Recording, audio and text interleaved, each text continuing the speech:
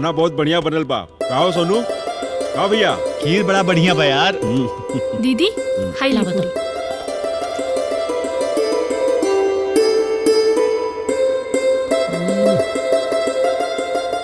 हमरा एगो बात समझ में नहीं आवत कि आजे घर में पूरी सब्जी बनल है और आजे हमरा बिना चलने विधायक जी घर आ गई।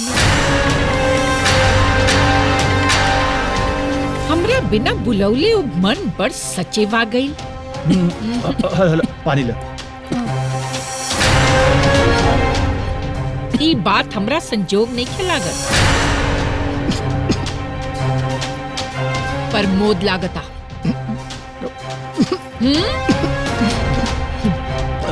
अब यह न होई तहार दुश्मनी के चलते घर में आइल मेहमान के इज्जत कर जाओ।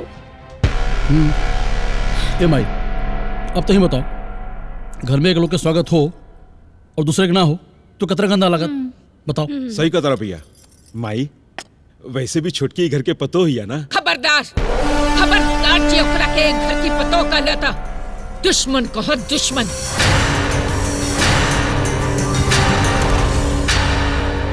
ए सुनो। हाँ माई।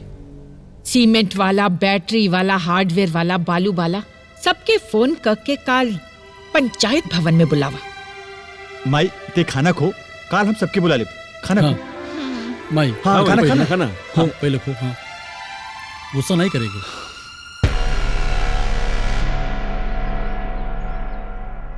प्रणाम सची जी। प्रणाम। अब आप ही समझी, ई धंधा में हम सब बहुत पुरान बानी। हाँ वो तो हो, पुरान तो बड़ा, लेकिन सची जो तो नहीं बाड़ी ना, तो तनी बतावा अपने बारे में। अब बतावे के काबाब, हमनी के खुलल किताब बानी। पिछले 8 साल से हम लोग ई धंधा में बानी। बाकी गौरी सीमेंट के नाम से हमारे दादा के जमाने से ये दुकान बहुत मशहूर बा। पिछला प्रधान के तो हम सेवा करते रहनी, यहो प्रधान के भी हम सेवा करत आनी। अच्छा, और सेवा के अलावा कुछ और मिली का? अरे राम राम, ऐसा ना है। सेवा के काबा अगला जन्म भी देखे के बा। बाकी प्रधान जी से हमारी बड़ी घनिष्ठ रिश्ता बा उनसे।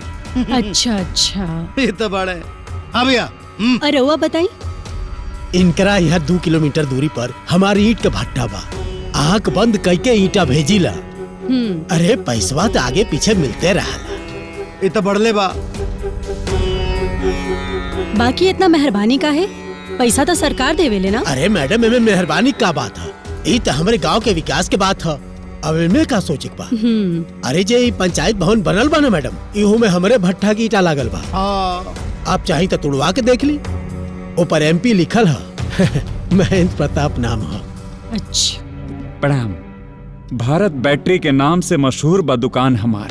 हम बहुत ईमानदारी से धंधा करीले। अच्छा, एकर कोनो मापदंड बा? अरे सचिव जी, ईमानदारी बा तब नू। पिछला पंचायत के बैटरी और सोलर हमरे ही दुकान से गईल रहे।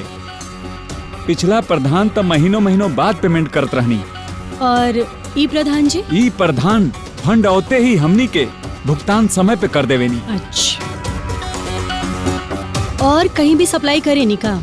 अरे सचिव जी, 18 पंचायत के सप्लाई आपके कृपा से हमरे ही दुकान से संभव हो पावेला। Very good. अरे वह आपन बताई। पूरा हार्डवेयर के सप्लाई हमरे होला पंचायत में। पिछले प्रधान जी से जुड़ल बानी। समझ ली कि बलिस्टर बाबू के चेला हई। और का आवेला? सब कुछ आवेला। गिट्टी, छड़, नल, ताला, चाबी, कब्जा, कुंडी, लोहा के पाइप सब हमरे सहयोग से आवेला। सहयोग से वो मतलब? हमरा दुकान के नाम है सहयोग। प्रधान जी भी आ गए। प्रणाम प्रणाम। अरे आपके आवे से पहले हमनी के सचिव साहब से परिचय होत रहल है। अच्छा, मतलब अब हमरा बारे में पूछताछ हो रही बा। पूछताछ ना प्रधान जी, आपन काम करत रहनी है। ये सब हमार पुराना और विश्वासी लोग हैं। सहायक जी जी। ई सब लोग के ऑर्डर दे दिहल जाव। ई हमार फैसला बा। सारा सामान जल्द से जल्द हमरा चाहिए।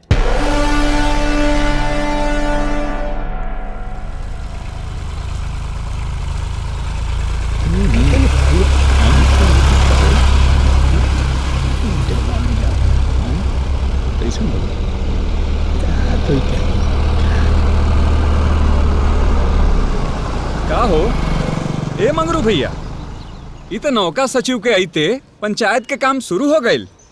बाकी एगो बात देखा तड़, का हो?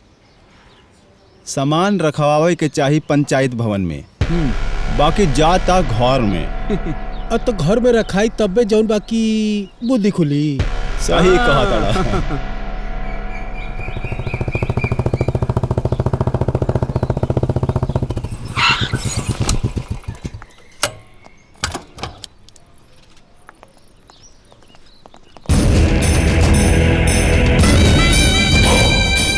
नथुनी, हाँ प्रधान जी। तनी प्रधान जी के हमरा तरफ से प्रणाम कर ला। हमरे प्रधान जी के तरफ से प्रधानाइन के प्रणाम।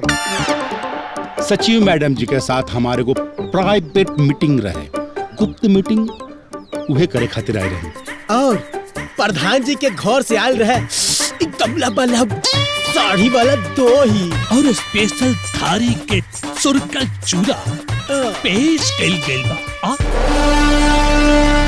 जमकौला से नानू होई। अच्छा तो हमें क्वांटिटी बहुत ज्यादा बता, आपो खा ले। सोनू के भी खिया गए, दुबरा आ गई बा बेचारा। चला लोग चूड़ा दही जल्दी खा ली, नहीं तो मुंह में पानी आ जाई। अब चल भाई। मैडम कैसन लागत हो? बहुत बढ़िया। दबा के खाई, जे बा के ऐसन दही दियरे में मिलेला, हाथ में लेके दीवार पे मार दी छपाक से तो चपक जाला। ये प्रधान काहे आइल रहलन हा? अरे मैडम जी ले रहुआ दही चूड़ा खाई। हम पूछतानी प्रधान काहे खातिर आइल रहलन हा? अरे उहो ही गांव के नागरिक हवे और भूतपूर्व प्रधान भी यही से आयल रहलन। ते बहुते उड़ाता रे, खबड़ो मत, तोरा के हम जरूर सीधा करें। अरे प्रधान जी एगो बात बताई, रहुआ काहे बार बार भुला जाली कि आपके पतो है ना ये हवा के सचिव बानी, आ सरकारी कर्मचारी के धमकावला के चक्कर में जेलो हो जाई। खाली एकर यहाँ से ट्रांसफर होके दे। ओकरा बात तोहरा के बतावा तानी। हाँ तो ठीक बा, बात के बाद में देखल जाई, पहले ही बताई अब वही कहे आयल बानी। हाँ हमरा पूरा शक बा ते और प्रधान मिलके हमरा खिलाफ माहौल बनावे के प्लान कर रहल बानी। तोरा के हम देख ले, हम सरकार हई। यदि रउआ सरकार हैं तो हम हूँ चौकीदार हैं।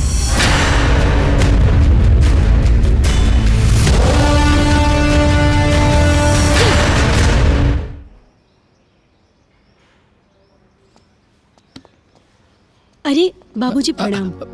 खुश रह बेटा। कैसन मानी रउआ? ठीक बा बेटा। आज बाबूजी कैसे इजा?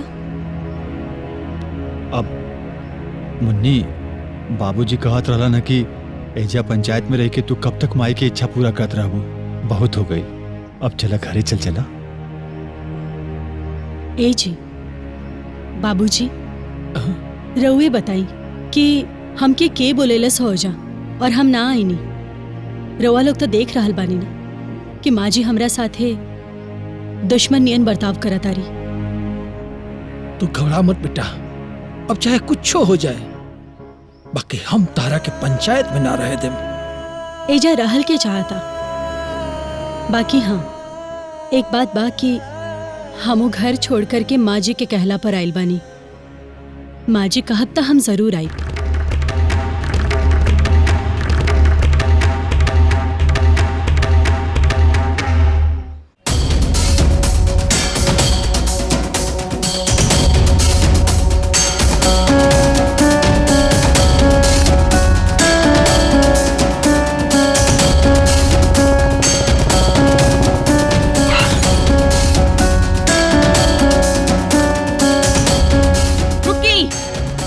प्रधान हम हई, रउआ पंचायत भवन का करे गई रहनी है? तहार सचिव अपन पतोह से मिले। अब वो हमार पतो नहीं खे कहा है कि हम ओकरा से अपना बेटा के तलाक दिवावे के फैसला कइले बानी। तहार दिमाग खराब हो गइल बा। ये हमार घर ह, तहार पंचायत ना, समझ लू। तहारी फालतू बकवास हमरा तनिको से पसंद नहीं के। तक का करब रहुआ? हम अपन पतोह के घरे लेके आई। ऐसन कबो ना होई। जवान औरत हमार दुश्मन से अपन दोस्ती बढ़ावतिया, ओकर भेजल दही चूड़ा खातिया, सरेआम हमार बेइज्जती करावतिया। वो औरत एक घर में आई त दूर, एक घर के चौखट भी ना लांघी। काहे माई, काहे ते अपन गुरूर के चक्कर में केहू के फीलिंग के साथ ऐसे मजाक नहीं कर सकत। वो तो से कहलिस ना, वो अपन ड्यूटी करतिया और ड्यूटी के अंदर वो केहू से मिले, केहू से बातचीत करे। हमें तो के कहा इतराज बा। आज बुझाता कि छोटकू छोटकी के मरद हूँ। ठीक बोला ताड़ू दीदिया। अरे अगर कोनो बुढ़िया की इज्जत में ना बोलेला, एकर मतलब ही थोड़ी ना होला कि लोग डरा गिल बा। बुढ़िया तो ये बुझतिया ना। सही बात बा।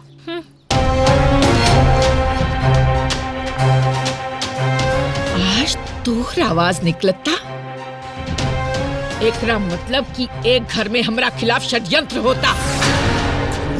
बिल्कुल गलत माई, लेकिन भाई हमने संतोर हर जायज और नाजायज बात के आंख बंद करके मान ले ली जा।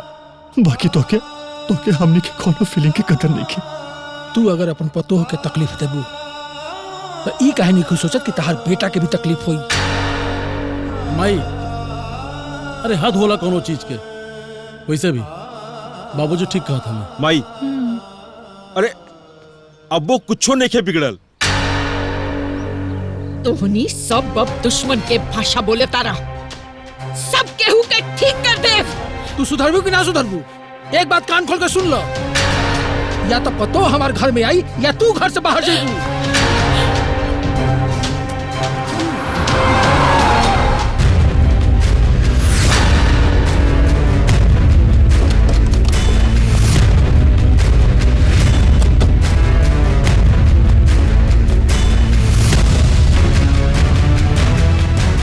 प्रधान जी, आपके खिलाफ धांधली और भ्रष्टाचार का आरोप है। जी, आपके द्वारा किए गए कार्यों की जांच होगी, जिसमें आपको हमारी मदद करनी चाहिए। बाकी रहुआ इससे कैसे कर सके नहीं? ये ऊपर से आदेश है प्रधान जी, इसमें हम भी कुछ नहीं कर सकते। आपको हमारे साथ चलना चाहिए। आइए, गाड़ी में बैठिए। लेकिन मुन्नी, अब माई, माई,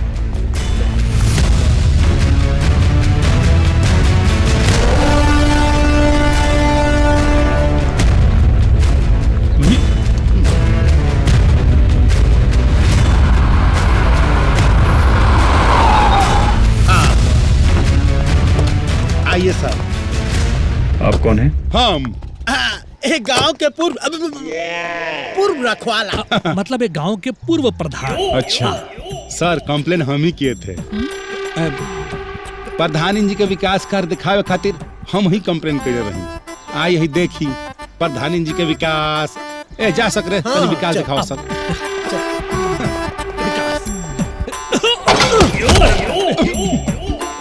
अरे भाई देखा विकास ठीक से चलावा हैं? ऐसे ना चलेगा। नो वाटर। अरे आराम से, आराम से। ये तो सूखा पड़ा है। अरे सर, पानी नहीं खे। अरे सरकार कहत या सेव वाटर। अरे वाटर तब ना सेव होगा। अगर हमारे बात का विश्वास नहीं खेता, हाई जे कर कलवा ओकरे से पूछ ली। अरे का बताई प्रधान जी, जब से ही नला गड़ाइल बा तब से एक दो दिन पानी दहले हुई। ओकरे बाद हमारा आँख तरस गई, एक बूंद पानी नहीं लौका, चाहे तो पाइपो फट गई। अरे तो लिखित शिकायत हम कई दाई दहली, लेकिन हमरे शिकायत की कोनो सुनवाइया नहीं भाई। बात यह है ना साहब, हम दोनों जनी प्रधान जी के पिछलग्गू हैं। अब एकर दुश्मनी हमसे निकालल जाला। अब बताओ, गाँव के नल में पानी नहीं बा तो कई लोग प्यासल मर सकले कि नहीं हैं? अब बताई का कहीं हमके प्रधान जी के। अरे ये तो विकास देखले बनी। औरो विकास दिखाओ तनी। I follow me. चलिए चला चला। भाई देखिए, आई देखिए मैडम जी। हाँ। रुकी रुकी रुकी, वो चापा कल ना मैडम जी के विकास कार्य नंबर 1 रहे और है विकास कार्य नंबर 2 है। देखिए सीमेंट के मजबूत जोड़ है, टूटेगा नहीं। सुथनी तनी मजबूती दिखाओ बाबू। अरे हाय देखिए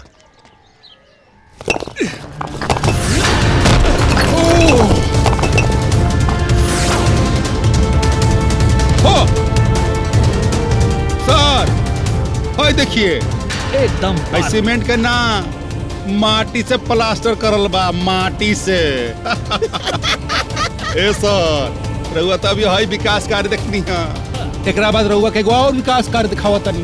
अनहार में उजाला करे वाला सोलर होखला नु, ओकरो विकास कार्य देख ली। चलिए आइए। फिर से फॉलो मी। आई चला। आइए सर, दिखाते हैं प्रधानी जी का विकास। अब दिखा रहे हैं तो देखना तो पड़ेगा। ये देखिए प्रधानी जी के विकास कार्य नंबर 3 का दृश्य। कुछ दिख तो नहीं रहा है यहाँ पे। कुछ लोग तक आए नहीं तो कहाँ से लोग की। तो हम तक कुछ ना बोलम सर। हम बोलम तो लोग कहे कि हम बहुत कुछ बोलता नहीं। आप चाहिए तो गांव के केहू भी लोग से पूछ सकता नहीं। अरे मंगरुआ, अरे रुक रुक रुक रुक। का भाई? हाय देख, सरकार तोरा से का पूछे तरन। अच्छा बतिया ले सरकार से।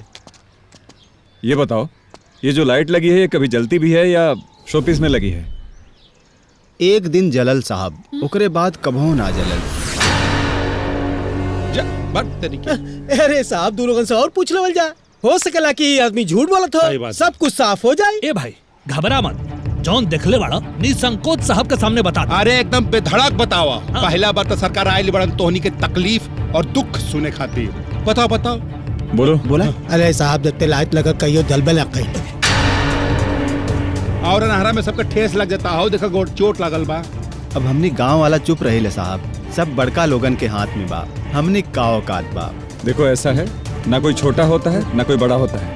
ये सुविधा सरकार ने दी है, ये जनता के लिए है, ये कोई पब्लिक प्रॉपर्टी नहीं है। समझ रहे हैं? एकदम सही कहा तनी सर, पूरा जनता का प्रॉपर्टी है। जनता के काम आवे के चाहिए, जनता के।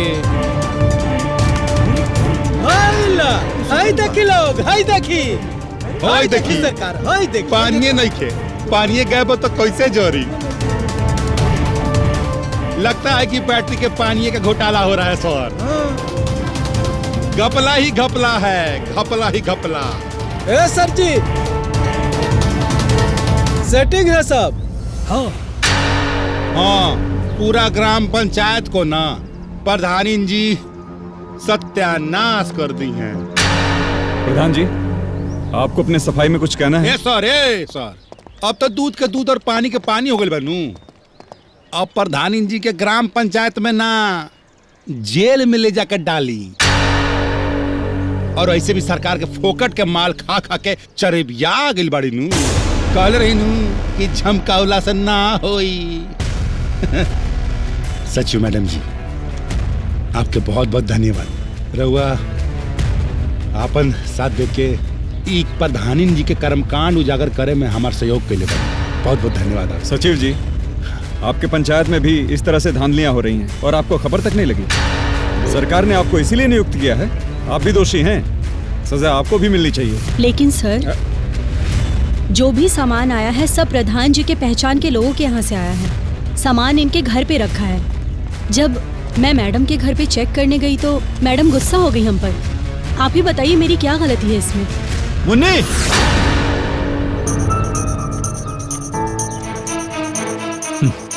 ना ना सचिव जी, रउआ के शर्म नहीं किया बता? हमरे माई के खिलाफ झूठा इल्जाम लगा रहल बाड़ू। तू अपने अहंकार में इतना पगला गेल बाड़ू कि तो के अपने ससुराल के भी ख्याल नहीं किया बता। हमनी के सीधापन के गलत फायदा मत उठावा। तोरे खातिर हमनी काका ने कही नहीं, यहाँ तक कि हमने अपने माई से भी फिर गई नहीं जा। लेकिन तू आज अपन असली रंग दिखा दे लो। हेलो हेलो, ये घर के झगड़ा ना गांव के चौक पे मत सुलझावा लोग, घर जाके सुलझाइए लोग। ये सचिव मैडम जी ना पूरा 100% ईमानदारी से अपन ड्यूटी कैले बाड़ी, अपन फर्ज निभैले बाड़ी, शुद्ध 100%। ए सर, अब कितना देरी करेंगे आप? नहीं, अरे लेके जाए इनकरा के हवा लाद के हवा खियाई, आ सरकार के घोटाला के सारा पैसा खा के ई पूरा ग्राम पंचायत के बर्बाद कर देले बाड़ी। कहले रही नू कि झमकौला से ना होई। प्रधान जी चलिए। देखिए, थाने में हमारे लेडी कांस्टेबल नहीं है, इस वजह से कोई जोर जबरदस्ती नहीं कर रहा हूं मैं आपके साथ। आपको कोऑपरेट करना चाहिए। आइए आप लोग चुप रहिए। ऐसे कैसे? चुप, सरकार की मदद कीजिए। आइए प्रधान जी। हाँ, लेके जाइए। कोई लेकिन वेकिन कुछ नहीं, हमें अपना काम करने दीजिए। रुकिए सर, करप्शन के असली तह तक तो हम लोग पहुंच ही नहीं पाए हैं, और प्रधान जी सिर्फ मेरा मोहरा थी असली भ्रष्टाचारियों तक पहुंचने का। सहायक जी,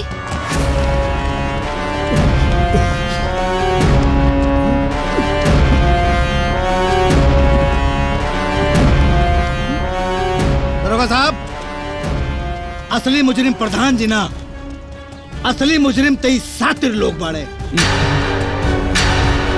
अब इन लोगन बताई हैं ये लोग हमारे प्रधान जी के भरोसा काहे तोड़ लें? बताओ जा। हम बताई साहब, ये जोन बलिस्टर साहब होंगे ना। ए चुप, झूठ बोलता। चुप रहा। अरे झूठ बोलता। एकदम झूठ बोलता। शांत रह, बोल भाई। हाँ तो ये बलिस्टर साहब डबल पैसा के लालच दे के नू। हेलो, पंचायत से सरकारी माल छापे के बाकी ना, इहो बात पूछे के बा प्रधान जी। बताइए ना प्रधान जी। तो सब केहू अपना अपना कान के खोट निकाल के सुन लेवे। बोलिए प्रधान जी। अरे भाई, ओरिजिनल माल के जगह पर कचरा माल भेजे के बाद तब नु हमार खेला होई। सही कहा। जब खेला होई तब नु प्रधानी आउट हुई है और हम इन हो, और हमने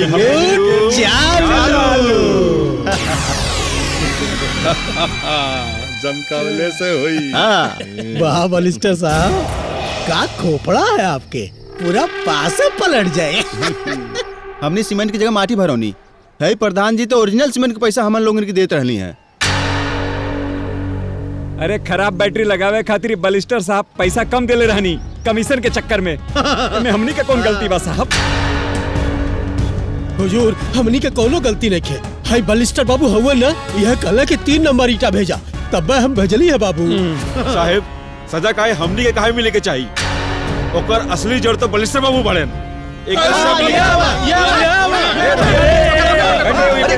पकड़। अरे रुका। अरे छोड़ दीजिए इनको, कानून हाथ में आप लोग मत लीजिए। हाँ, कानून हाथ जो में भी मत ये लीजिए। किया है उसको सजा सरकार देगी। चलो पकड़ो, गिरफ्तार चल, चलो। छोड़ रहे हाँ, चलो।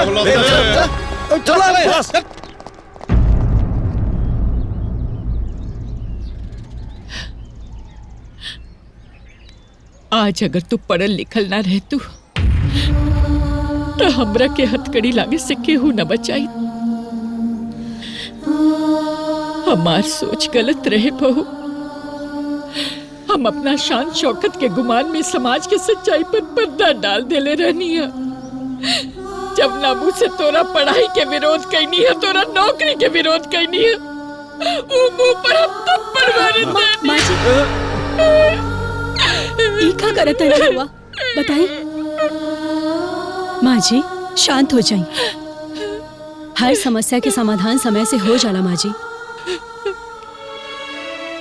और वैसे भी हम भले सचिव रहनी, पर रहनी तरह और पतो ही ना, अपना भी कभी गैर हो सकेला का नानू। रउआ हमेशा हमेशा सरकार बन के रहब और हम राउर चौकीदार बन के रहब। इस सास पतोह के लड़ाई में सोनू के भी त्याग कम नहीं खे। अपन माई के सम्मान खातिर अपन पत्नी से दूरी बना ले। कोनो बात नहीं बाबूजी, अभी सास पतो दोनों जन एक हो गए निसन, हमारू त्याग सफल हो गई। माई, अब छोटकी के घरे लेके चले के? हाँ माई, ले चलो। बहू घरे चलो। माँ जी चलब, लेकिन ऐसे ना चलब हम बस। हाँ, जब पूरा गांव पंचायत के सास बहू के झगड़ा के बारे में पता रहे त अब हमने के सुलह हो गइल बा इहो तो बतावे के पड़ी ना। बिल्कुल बिल्कुल बिल्कुल सचिन जी, एक विधवत प्रमाण देवे के पड़ी तबे होई। तो कैसे चलबू? धूमधाम से। तो सुनो, बैंड बजा के तैयारी करो। बैंड बजाओ, बाजा बजाओ, दुल्हनिया ले जाएंगे। आपन पसंदीदा फिल्म देखे खातिर डाउनलोड करी दंगल प्ले ऐप।